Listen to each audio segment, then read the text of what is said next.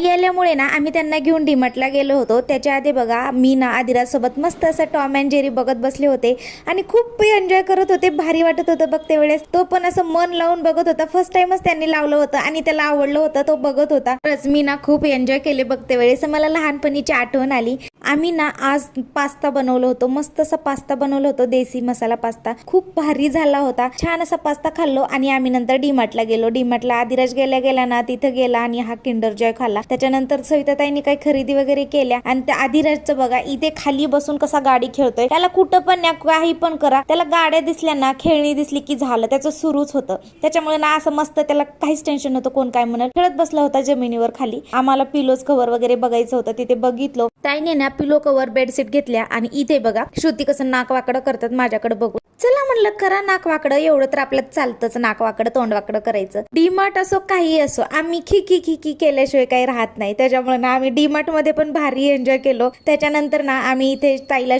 चप्पल वगैरे घ्यायचं होतं, मी पुगं ट्राय केलं आणि चप्पल काही घेतला नाही। आम्ही मस्त अशी खरेदी केलो आणि नंतर घरी गेलो। चला भेटू नेक्स्ट व्हिडिओ मध्ये, बाय।